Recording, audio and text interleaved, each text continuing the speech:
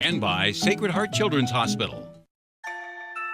You may wake up one day feeling lower than low, like your temperature's down to 100 below. You'll need the best doctors and nurses if you're to get strong, and a place to get better so you can move on. Better, yes, better is all you should be, and this place is one great big get better machine. Sacred Heart Children's Hospital. World-class healthcare, just for kids.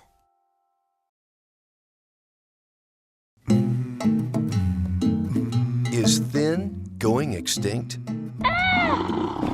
Nearly a third of our children are overweight or obese, and the numbers continue to rise. Childhood obesity is a serious epidemic. We're at risk of raising supersized kids who may live sicker and die younger than the generation before them. Because at younger and younger ages, we're starting to see children with significant medical complications related to being obese.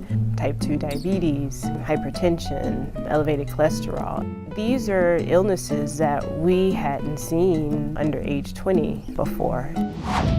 With so many of us being overweight these days, sometimes being fat looks, well, normal. But it's not, and it's dangerous.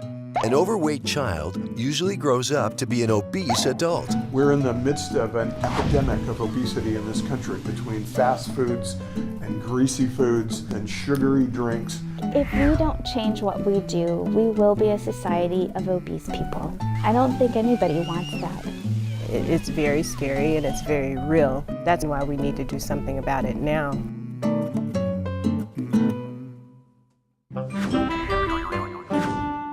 Is it baby fat or what?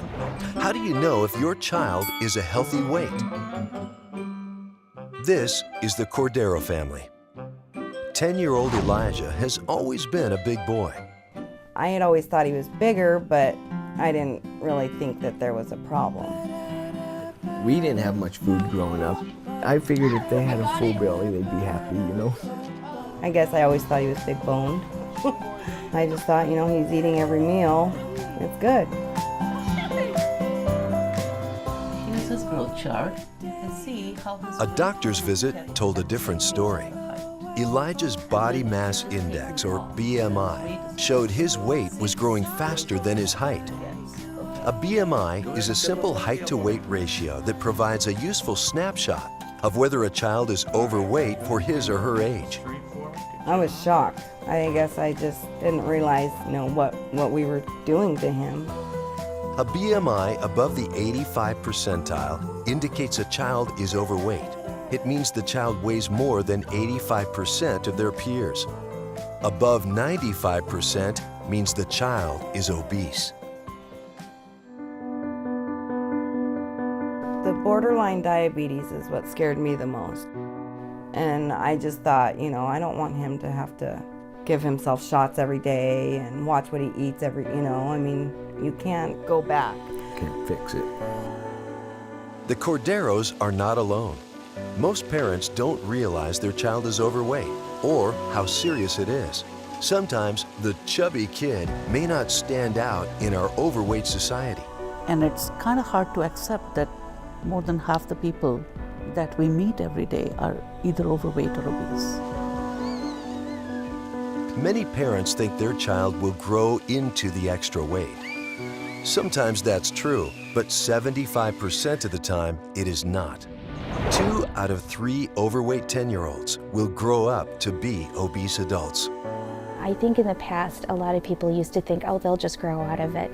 But what we're seeing now is that kids don't grow out of it. They become obese adolescents, they become obese young adults, they become obese adults. What we need to realize is that it didn't happen in 1, 2, 3, or even 5 years.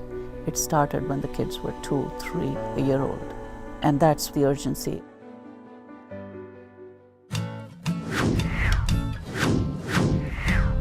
Did you know our genes are not our destiny? 9-year-old Anna Oda loves guinea pigs and doing crafts with her mom. But life hasn't always been so happy. 2 years ago, Anna was very upset about her weight. She would come home and cry because kids would call her fat. Not only that though, this little girl told Anna that she was too heavy to sit on Santa's lap.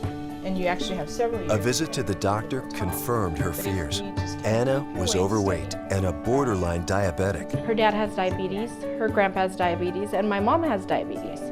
And I was really worried because, I mean, if Anna's that big at that age, how much bigger is she gonna get? How many more health problems is she gonna have? All right, so Anna, go ahead and step up on this. Anna was lucky because they caught her weight problem early while she was still growing.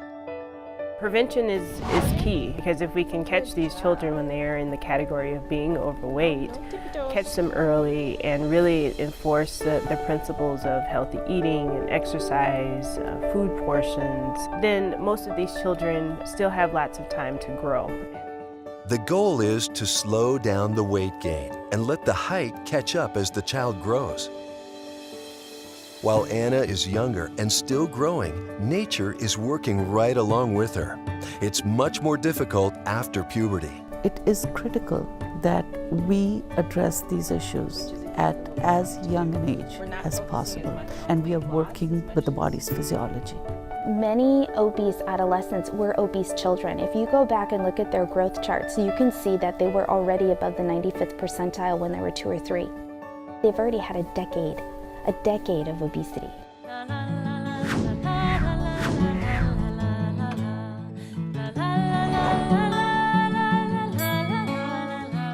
Yesenia Torres is a single mother of 5. She knows that her Latino heritage puts her family at greater risk for obesity and its associated problems. Sure, a lot of people from our culture is overweight because we eat too much. And we eat big portions of food and not small portions. Expression of love is feeding the kids whenever they ask for food. It's not loving them. I realize that is not loving them, which I think I used to do that, with David especially. Nowhere is the child obesity crisis more pronounced than in low-income communities of color. Across the country, more than 35% of African American children and nearly 40% of Latino children are obese or overweight, compared with about 29% of white children. And 1 in every 2 African American and Latino girls are at risk of developing diabetes during their lifetimes, a far higher percentage than white girls.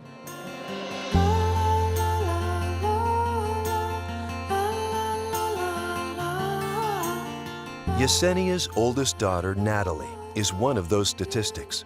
She was diagnosed with diabetes at age 15.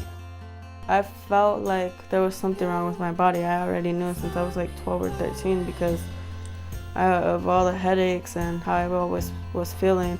Because when my blood sugar goes down, my legs get shaky, I can't pick up anything, and it gets really hot, and it's really bad.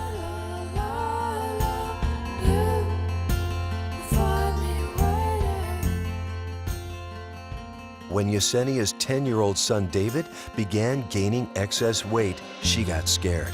My son David was overweight. He was close to the obese line. She did a cholesterol test. It was high. His blood sugar, he was on the borderline for diabetic, and that's what it concerned me more.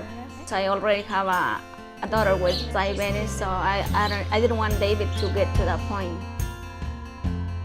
It's very hard to accept the fact that our children are overweight, because where do the children get the food from? They're getting it from us. Where are they learning their habits from? They're learning it from us. So it is emotional to think, gosh, my habits and my lifestyle has caused my child to have health issues, and that's hard to accept. I felt really bad that I didn't know what I was doing wrong with David. So I wanted to find out more. What else can I do to be better, to feed David better, so he wasn't overweight.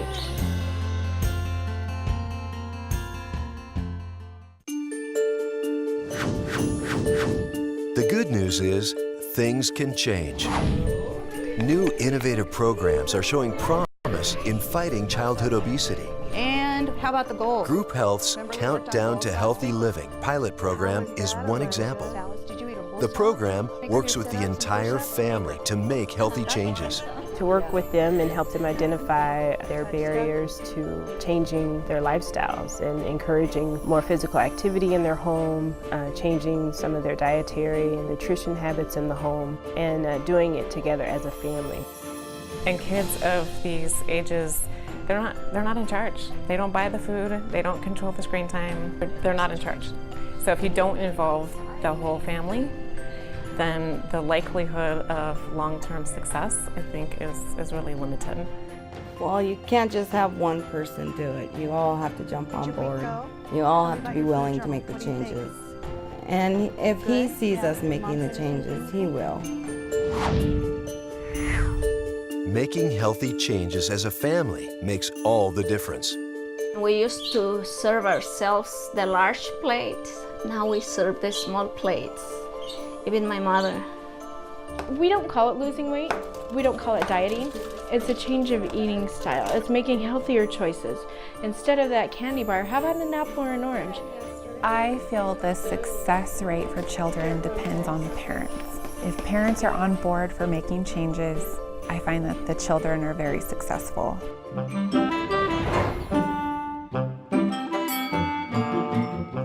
This is 12-year-old Caleb Helm. He loves playing sports, scouting, and playing music.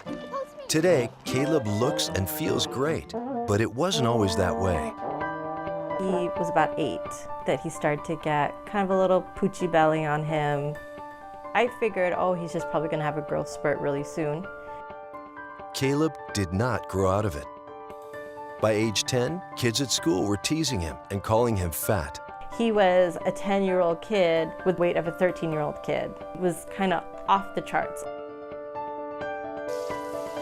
Caleb's mom was also an overweight child. She knows firsthand what it can do to your self-esteem. I really felt isolated, felt like I couldn't do some things because I was conscious about my body.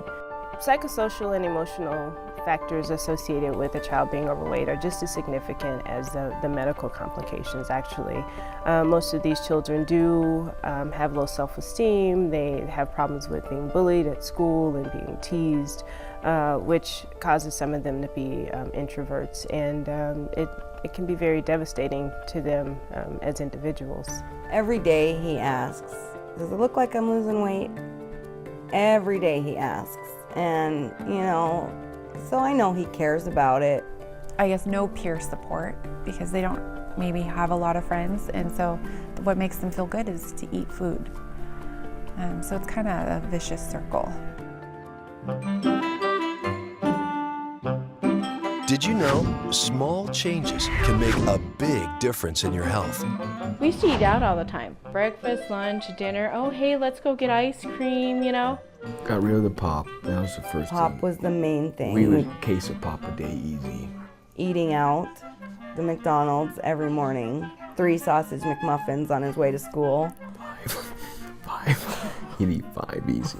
I used to just be happy that they ate breakfast. I wouldn't care what they ate for breakfast as long as it was a breakfast. So a plate of nachos was perfectly acceptable as long as he was eating.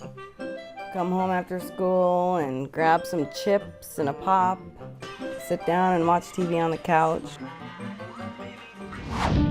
So I brought 5 pounds of fat, and I want everybody to touch it, to look at it. I'm gonna pass it around the table. Those days are long gone. The Countdown for Healthy Living classes were a real eye-opener. That's when I got more scared about what we were eating. I saw the junk.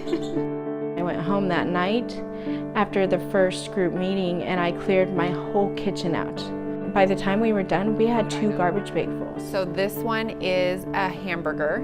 It's 410 calories. I find most of it is people are just not educated in how to be healthy, that they haven't had the information on how to provide a healthy lifestyle for themselves or for families. Keeping a food journal is a great way to get started. Once you started seeing though on paper and written down what you were doing and feeding them, it started kicking in. They would have us journal plus measure out all the food intake that he was eating, down to calories and portions. Ounces on the peanut butter that you put on the sandwich and the slice of bread. And once you start writing it all down, it's just amazing how much you're putting in your mouth. It taught us a lot we didn't even know we were doing. Not just to him, to ourselves, you know.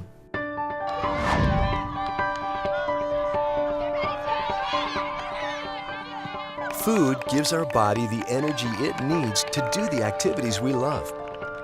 To maintain a healthy weight, we need to balance the amount of energy or calories we take in the form of food with energy we use by being active. Unfortunately, most of us suffer from portion distortion. We're just eating way too much. And big portions, especially once we start seeing how big the portions really are supposed to be. I was times them by 6, easy. Big portions. Food portion sizes have really grown over the last 20 years, and not just in restaurants, at home too. Many times our plate arrives with enough food on it for 2 or even 3 people. Hamburgers have expanded by 23%. A plate of Mexican food is 27% bigger. Soft drinks have increased in size by 52%. Snacks are 60% larger. So it's not surprising that our kids are getting larger too. Studies show if it is there, we eat it, whether we're full or not. So what is a normal portion size anyway? A portion size for meat, chicken, or fish is roughly the size of a deck of cards. For potatoes, rice, or pasta, it's roughly the size of the palm of your hand or 1 cup. Vegetables, however, are pretty much all you can eat.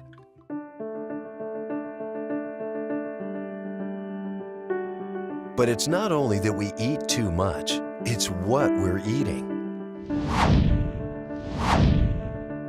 And they had all these different displays. Just the fat content in the meat and the sugar and sodas and how much oil was in each snack. And you can see it and feel it. You could touch it and want to wring our bodies out. Today, 23% of our grocery dollars goes towards processed packaged foods. That has more than doubled in the last 20 years. It's fast, easy, and inexpensive, but it comes at a price. Most processed packaged foods are full of added sugars, fats, and salt. It was so scary, really scary. I was like, oh my God, I'm feeding my kids that?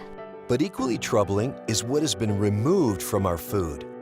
Processed foods are often stripped of nutrients and fiber designed by nature to protect your body and keep you healthy. 13. Okay, there was 13 teaspoons in this bottle. What kids are drinking is also part of the problem. Most kids consume over 100 pounds of sugar a year, much of it in sugary drinks and soda. An enormous amount of sugar. Yeah, and they show it in granulated, so you actually can see how much sugar you're putting in your body.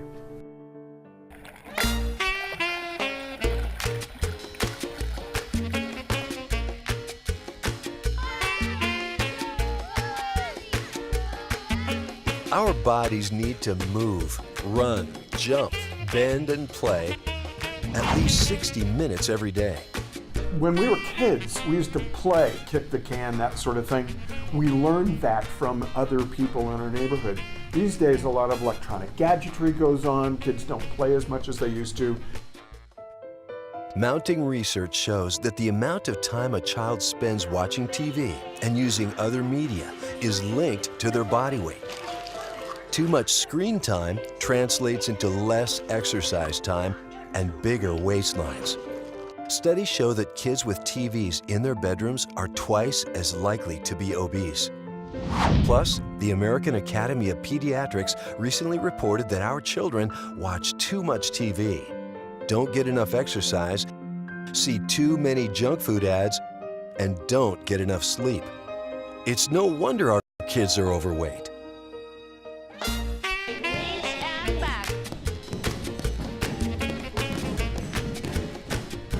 Moving more as a family is key. But it's not necessarily about getting a health club membership or joining a sports team. We focused on physical activity as a family. So whether that meant walking in the park or doing jazzercise in your home, what we wanted was the family as a unit to just move more. We discovered that it was important to have the parents involved. We didn't for the first session. The parents didn't do the physical activity with us, and we discovered that if we re-taught them how to play, allowed them to be silly with their kids, allowed the kids to see the parents being silly and know that they could do that and would do that, that seemed to break down a lot of barriers and get them more active in the time that they weren't here with us.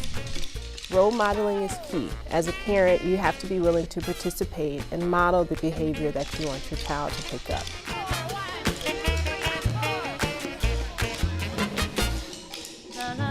And snacks are important because we don't want to be so hungry at dinner time that we overeat. Because for Caleb, he got to be around other kids that were experiencing the same types of things that he was experiencing.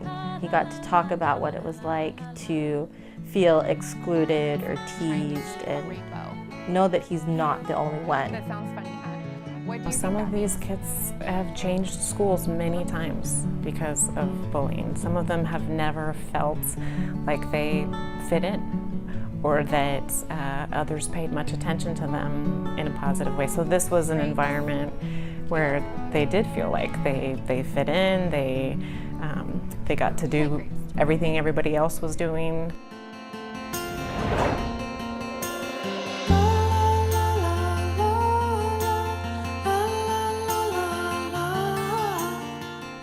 At 15, Michelle James was overweight. Everything revolved around food, whether it was because I was sad or because I was happy, it was all about the food. Now at 32, Michelle can still remember the pain of growing up overweight. I didn't really dwell on the fact that I was overweight because it was too hard. I would never joke about my weight. I was not one of those people that would just make light of it because it really did bug me. Michelle was the only heavy one in her family. I wasn't the pretty one. I wasn't the skinny one. That was my sister. Looking back, Michelle can pinpoint a string of tragic events that coincide with her ballooning weight. I have had a lot of loss. I love people with my whole heart, but then when they're gone, it's like my whole heart hurts. To ease the pain, Michelle began to overeat. I didn't know what to do with the feelings of loss and of grief and of hurt and pain. And so I didn't really have anyone to talk to, so you just eat. And it just kind of makes everything go away for a period of time. There are some kids who have had a normal weight or maybe slightly higher weight their whole lives, and then something will happen. And it can be a significant life event. It could be a car accident involving a family member, or it could be a loss in the family, a divorce, some major life event. For some kids, it can happen very quickly. You can see 8-10 pounds in a month. Being an overweight teenager affected Michelle's self-confidence. It was hard to make friends and easy to fall in with the wrong crowd. She made some poor choices, especially when it came to dating boys. Ended up pregnant at 17 in my senior year of high school. I just think a lot of it had to do with my weight because I was overweight and struggled with self-confidence. I chose to date someone who wasn't really concerned about me. 2 weeks after Michelle graduated from high school, she made the tough decision to give her baby up for adoption. It was one more loss to deal with. But that was a major loss at 18, And what do you do with that as an 18-year-old? I mean, you just eat. I ate.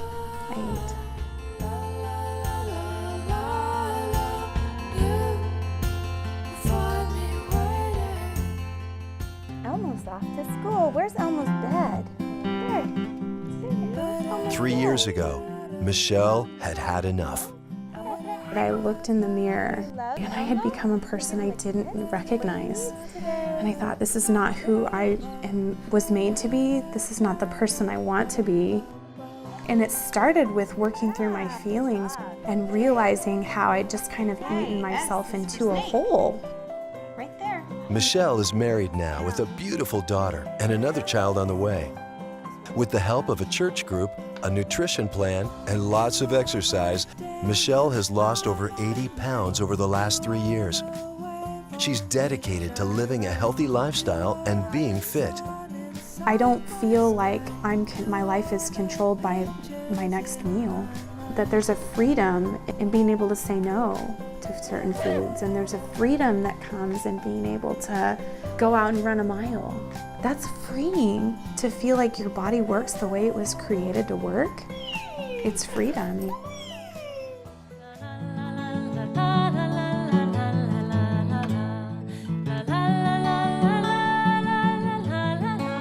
After 2 years, David, Anna, Caleb, and Elijah are seeing positive results.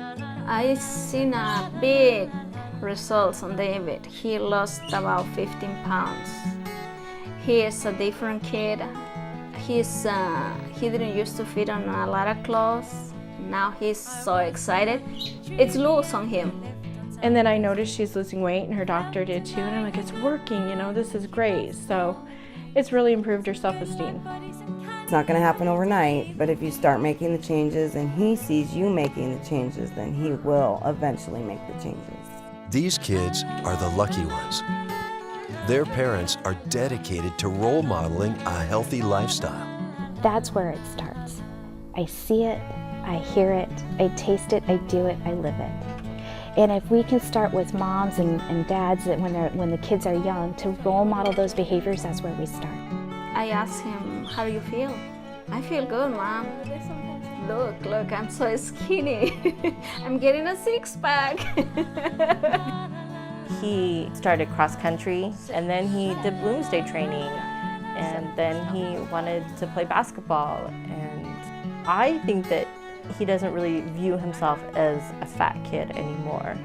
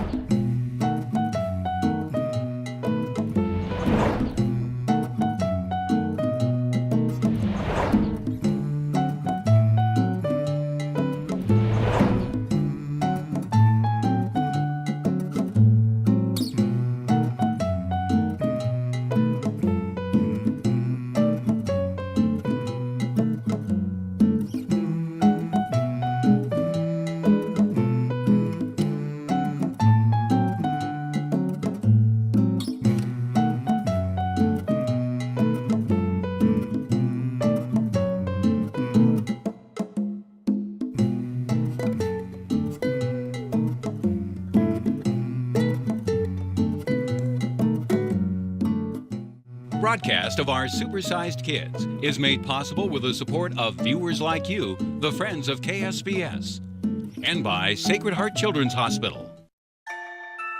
You may wake up one day feeling lower than low, like your temperature's down to 100 below. You'll need the best doctors and nurses if you're to get strong, and a place to get better so you can move on. Better, yes, better is all you should be. And this place is one great big Get Better machine. Sacred Heart Children's Hospital. World-class healthcare, just for kids. You may order your own copy.